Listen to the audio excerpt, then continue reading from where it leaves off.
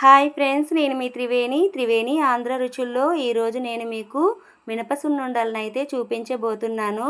నెయ్యి ఎక్కువగా వాడకుండా ఎలా ప్రిపేర్ చేసుకోవాలో ఈ వీడియోలో మనం తెలుసుకుందాం. ఇది పిల్లలకి రోజులో ఒక్కటిచ్చినా చాలా బలంగా ఉంటారండి. అంత మంచి హెల్తీ ఫుడ్డు. మరి దీని ప్రిపేర్మెంట్ ఏంటో, దీనికి కావాల్సిన పదార్థాలు ఏంటో చూసేద్దాం. ముందుగా అయితే ఇక్కడ నేను అరకిలో పొట్టు మినపప్పును అయితే తీసుకున్నాను. అరకిలో మినపప్పుకి అరకిలో బెల్లాన్ని అయితే తీసుకున్నాను. అలాగే పావు కప్పు రైస్ని అయితే తీసుకోవాలి. ఇక్కడ నెయ్యి కొలత అనేది ఏమీ లేదండి, మన లడ్డు కావాల్సినంత వాడుకోవాలి. ఇక్కడ 5 యాలకులను తీసుకున్నానండి. ఈ ఇంగ్రీడియంట్స్తో మనం టేస్టీ హెల్తీ మినప సున్నుండలను అయితే తయారు చేసుకుందాం. ఇప్పుడు స్టవ్ మీద ఒక ప్యాన్ పెట్టుకొని పప్పు వేసి బాగా వేయించుకోవాలండి. చాలా సింపుల్గా అయితే హెల్తీ మినప సున్నుండలను అయితే ఈజీగా ప్రిపేర్ చేసుకోవచ్చండి. స్టవ్ని అయితే స్లిమ్లో పెట్టుకొని వేయించుకోండి. వేయించుకోవడానికి నాకైతే 15 నిమిషాలు అయితే టైం పట్టింది. మంచి లైట్ కలర్, గోల్డెన్ కలర్ రావాలి. ఇలా సగం వేగాక మంచి వాసన అయితే వస్తుందండి. ఆ టైంలో మన రైస్ని అయితే వేసుకోవాలి. రైస్ వేసి ఇంకాసేపు వేయించుకోవాలండి. గుమగుమలాడుతుంది, మంచి సువాసన అయితే వస్తుంది. చాలా టేస్టీగా ఉంటాయండి, మంచి హెల్దీ. పిల్లలు స్కూల్ నుంచి రాగానే ఒక్క లడ్డు, రోజుకి ఒక లడ్డు ఇస్తే సరిపోతుందండి. మంచి హెల్దీగా ఉంటారు. చూడండి, మనకి కలర్ అయితే చేంజ్ అయ్యాయి, ఎంత బాగా వేగిపోయాయో. ఇప్పుడు స్టవ్ బంద్ చేసి దీన్ని కాసేపు చల్లారనిద్దాం. ఇవి చల్లగా అయ్యాయండి. ఇప్పుడు మిక్సీ జారీలో వేసుకొని గ్రైండ్ చేసుకుందాం. మిక్సీలో వేసుకుందాం. ఇలా మొత్తాన్ని మిక్సీలో వేసుకొని గ్రైండ్ చేసుకోవాలండి.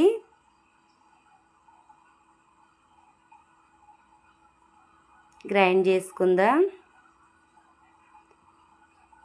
చూడండి, మన వీడియోలో క్లిప్లో చూపించినట్టు ఇలా బరకగా పట్టించుకోవాలి. ఇప్పుడు దీన్ని వేరే ప్లేట్లోకి అయితే వేసుకోవాలండి.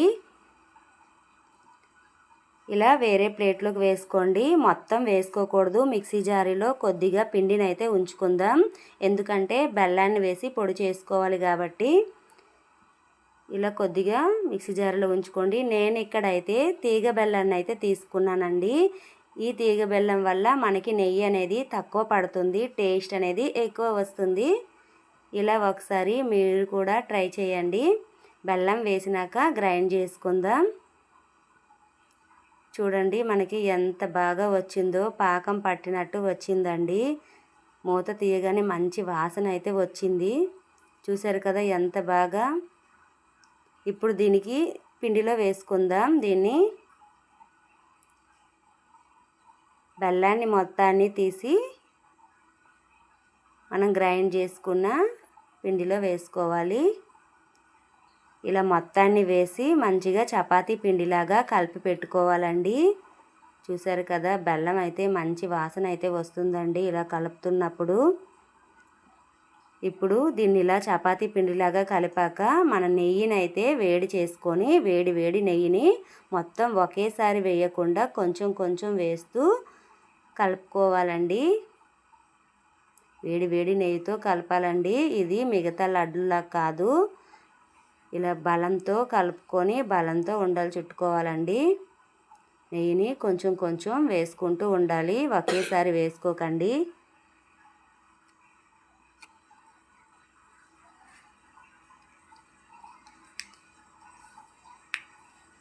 ఇలా గట్టిగా ప్రెస్ చేస్తూ మొత్తం మనకి పిండి అయితే రెడీ అయిపోయింది. కాస్త నెయ్యి అయితే వేసుకొని ఇంకొకసారి బాగా కలిపి పెట్టుకోండి.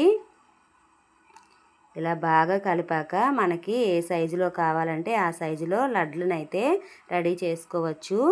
నేనైతే ఇక్కడ మీడియం సైజులో అయితే చేసుకుంటున్నాను. చూసారు కదా, ఎంత బలంగా గట్టిగా ప్రెస్ చేస్తూ చుట్టుకోవాలండి.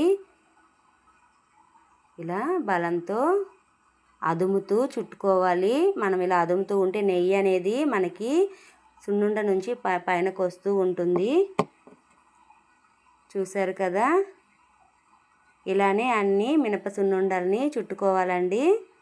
ప్రెస్ చేస్తూ బలంతో చుట్టుకోవాలి. అప్పుడే మనకి లడ్డు మంచిగా వస్తుంది. చాలా సింపుల్ ప్రాసెస్ అండి. చాలా టేస్టీగా ఉంటాయి. మిగతా లడ్లులా కాదండి, ఇవి చాలా హెల్దీ. ఖచ్చితంగా పిల్లలకైతే ఇవ్వాల్సిన ఫుడ్ అండి ఇది, స్వీట్ ఐటెం. మిగతావన్నీ ఇలానే లడ్లుని చుట్టుకోండి. చాలా సింపుల్గా అయితే అయిపోతాయి. ఇలా లడ్లు చేసేటప్పుడు ఒక ఇద్దరు ఉంటే బాగుంటుంది అనిపిస్తుంది. చెయ్యి అయితే గుంజేస్తూ ఉంటుందండి, అంత బలంగా లడ్లు అయితే చేయాలి. చూడండి ఎంత పర్ఫెక్ట్గా వచ్చేసాయో. మీరు కూడా ట్రై చేయండి ఫ్రెండ్స్. మన మినప సున్నుండలు రెడీ అయిపోయాయి. Thank you friends.